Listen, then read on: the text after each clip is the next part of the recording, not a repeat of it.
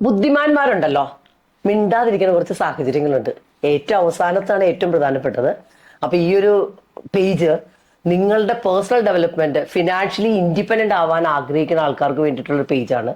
അപ്പൊ ഫോളോ ചെയ്യുക. കാര്യം ഫുൾ വീഡിയോ കാണണമെങ്കിൽ യൂട്യൂബിൽ പോവുക, ലൈഫ് കോച്ച് ഷീജ സബ്സ്ക്രൈബ് ചെയ്യുക. അപ്പൊ എന്തായാലും നമുക്ക് ഏതൊക്കെ സാഹചര്യമാണെന്ന് നോക്കാം.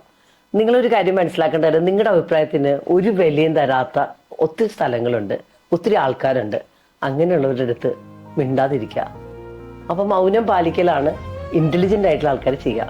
രണ്ടാമത്തെ കാര്യം എന്ന് പറഞ്ഞാൽ, ഒത്തിരി സന്തോഷം, സങ്കടം ഇങ്ങനെയൊക്കെ വന്നിരിക്കുന്ന സമയത്തെ നമ്മൾ ഒട്ടും ചിന്തിക്കാതെ ആയിരിക്കും പ്രവർത്തിക്കണേ. അപ്പൊ ബുദ്ധിമാന്മാരെ എന്ത് ചെയ്യും? അവിടെ ഒന്നും മിണ്ടൂല. അവര് കുറച്ച് കഴിഞ്ഞിട്ട് മിണ്ടാന്ന് പറഞ്ഞിട്ട് അവരെ മൂവ് ഔട്ട് ചെയ്യും. മൂന്നാമത്തെ കാര്യം എന്താണെന്നറിയാമോ? ചില സ്ഥലത്ത് നമുക്ക് ഒന്നും പറയാൻ പറ്റാത്ത ചില സാഹചര്യത്തിൽ നമ്മൾ പെടും. ഒന്നും പറയാനില്ല, നമ്മൾക്കറിയാം. അപ്പൊ അങ്ങനെയുള്ള സ്ഥലത്ത് നമ്മൾ മിണ്ടാതിരിക്കുക. നാലാമത്തെ കാര്യം എന്താണെന്നറിയാമോ? നമ്മുടെയൊക്കെ ലൈഫിൽ ചിലർ നമ്മളോട് പറയും, നീ മിണ്ടിപ്പോകരുത്, ഇവിടെ നിനക്ക് മിണ്ടാൻ പാടില്ല എന്നൊക്കെ പറയുന്ന സ്ഥലമുണ്ട്. അപ്പൊ അങ്ങനെയുള്ള സ്ഥലത്ത് നമ്മൾ പോയിട്ട് മിണ്ടി കഴിഞ്ഞാൽ എന്ത് സംഭവിക്കും? നമുക്കൊരു വിലയും ഉണ്ടാവില്ല. അപ്പൊ അങ്ങനെയുള്ളവരോടും വർത്താനം പറയാൻ പോകില്ല. അഞ്ചാമത്തെ കാര്യം എന്താണെന്നറിയാമോ?